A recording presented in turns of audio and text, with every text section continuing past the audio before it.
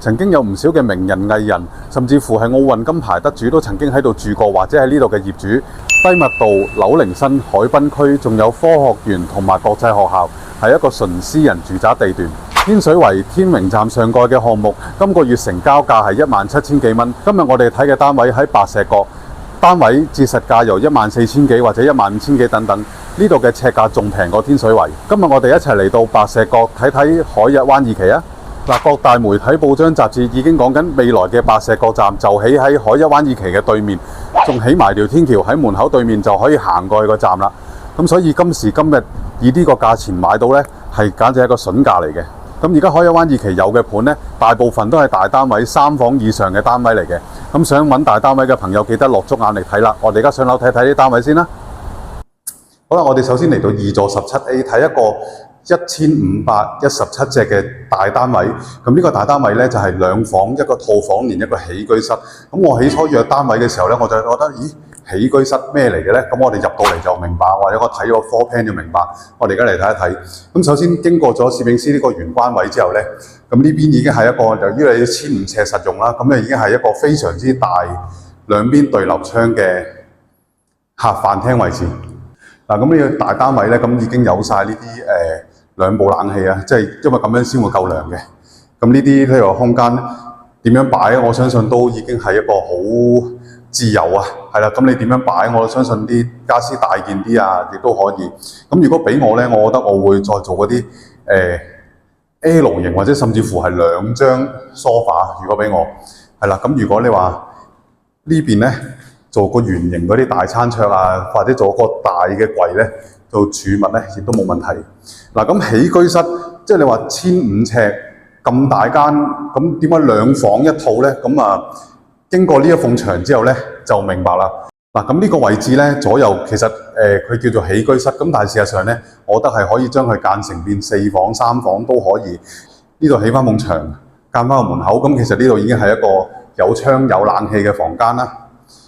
咁如果你話呢邊呢，就如果呢度假設起咗個牆之後呢，咁就已經係起翻。咁呢度就有個衣櫃位啊，有窗有露台有洗手間。咁呢個直頭係可以一個係套房嚟嘅。咁啊兩邊都有呢個對流窗啦。咁所以你自己可以設計嗰個靈活性都幾高嘅。係啦，咁嗱呢邊先至係一個梗房。咁呢啲1500尺實用已經係相當巨大啦。咁你呢度呢，做床啊，做啲大嘅床，3邊落床啊，咁亦都冇窗台啦。咁啊落地玻璃嗰啲景觀都相當唔錯嘅。咁呢度亦都可以擠台擠櫃嗰啲，完全冇問題。咁啊嚟到間屋嘅呢個比較深嘅位置呢，先至去到呢個客廁喎。咁啊客廁呢邊呢，就呢啲已經係做好晒啦，淋浴間啊、洗手間呢啲。咁啊呢邊先至係佢嘅主人套房，咁呢啲都相當巨大。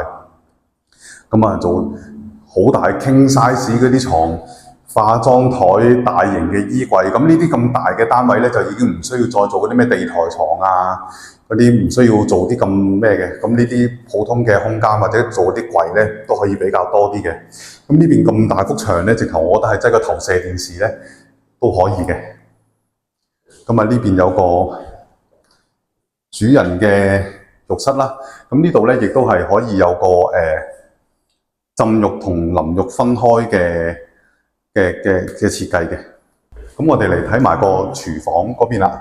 咁嚟到廚房呢邊啦，咁個空間感都相當夠嘅。咁除咗有呢啲3個爐頭，再加呢啲無火煮食之外呢，咁後面嗰啲儲物空間相對都比較多嘅。咁同埋呢個廚房呢，亦佢有自己嘅冷氣嘅。咁啊，即係工人姐姐或者媽咪啊，甚至乎爹哋喺度煮飯呢，咁個即係都會舒服啲啊。係啦，咁啊佢亦都係兩邊都係大雪櫃嚟嘅。係啦，兩邊都係雪櫃，係啦，比較多啲嘅。工人套房嚟講呢，呢個都算係我見過數一數二幾大嘅工人房嚟嘅。咁除咗呢度擠到床之外呢，我諗呢度都擠到少少櫃嘅。咁亦都有佢自己嘅冷氣機嘅。我哋過到嚟12座嘅18A 睇一個實用1038尺3房1套連工人套房嘅單位。咁首先入嚟呢隻間隔就有啲唔同啦。另外一隻直廳嘅設計，咁呢度呢就客飯廳，係啦兩邊。咁呢啲呢就主要都係望外圍嘅景觀嘅。咁啊亦都有個比較大少少嘅露台啦。嗱，咁今次呢隻咧就係啲大路啲嘅3房間隔，咁啊亦都有啲似我哋做開嘅屋苑嘅，咁啊，但係呢啲房間咧會比較長啲、深啲，係啦。咁呢啲位咧就比較長啲，咁你未必做到3邊落床，但係咧啲床呢啲空間咧都可以相對大少少嘅。嗱，咁啊呢度屬於個低密度啲嘅住宅啦，咁所以咧設計上咧應該可以多少少單位咧做到有個浴室啊，有窗嘅。咁呢啲咧已經做好晒啦，咁啊亦都係啲幾靚嘅設計嚟嘅。嗱，咁啊呢邊啊第2個房間啦。咁啊呢邊係個主人套房，空間嚟講咧會再大多少少。咁呢邊咧就有個櫃位，不過呢個咧就幾得意嘅，個櫃位後邊咧有隻窗嘅。咁如果可能做咗個櫃之後咧，就會有機會封咗隻窗一半，甚至乎會封晒。係啦，咁啊啲房間，咁呢邊咧就個主人嘅浴室。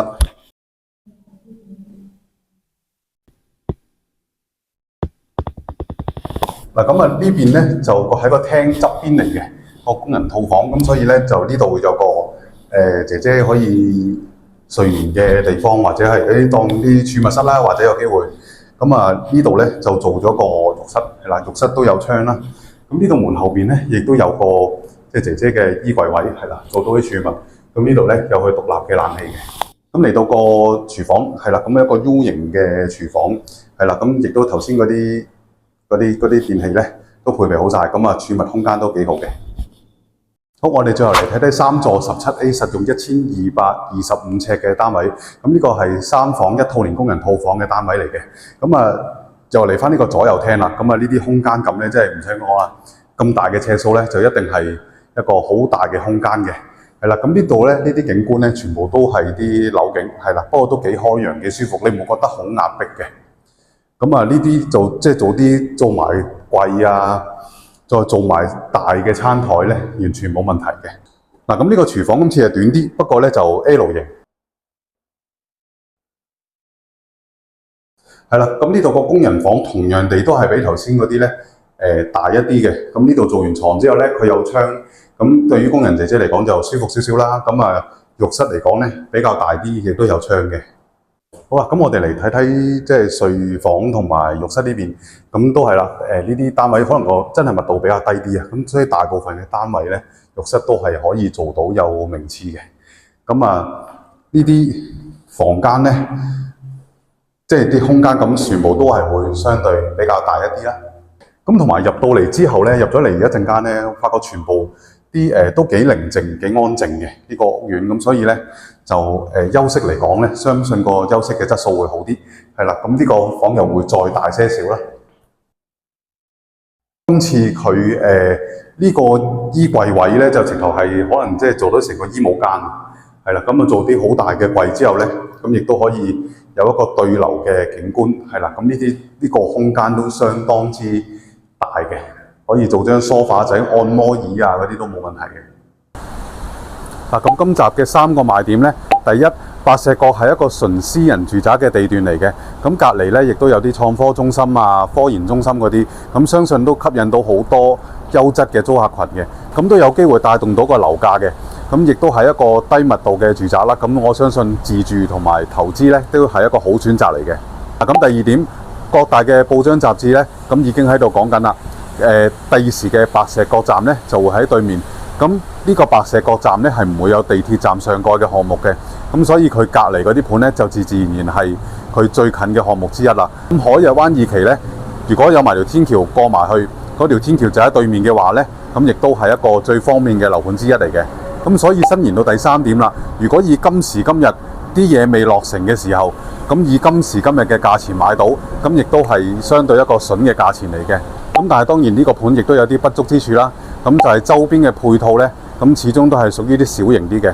咁佢唔係冇，佢只不過少啲啫。咁如果需要大型商場啊，或者多啲購物選擇、食嘢嘅選擇咧，咁可能都需要去到大埔啊或者沙田嗰啲啦。咁第二點咧，個站呢都應該落實會起嘅。咁但係就算佢真係依到時間表嚟起呢，佢落實嘅日期呢都係2033年。咁相對地，而家都係一個比較遠嘅日子嚟嘅。咁但係呢，呢個消息都絕對係一個對於呢個屋苑嚟講呢，或者呢一帶嘅屋苑嚟講呢，係一個起到正面嘅作用嘅。咁海逸灣2期呢，咁已經係現樓啦，咁已經入住緊㗎啦。咁想預約睇海逸灣2期嘅示範單位嘅話呢，咁係可以喺畫面嘅 QR code 或者下面嘅連結度揾到我啦。咁今日我同攝影師淋住雨，咁鬼大雨，咁鬼熱都走出嚟拍，咁點都要俾個 like 啦！記得 subscribe 我哋嘅 channel 同埋 follow 我哋嘅 IG。咁我哋下一集再見啦，拜拜。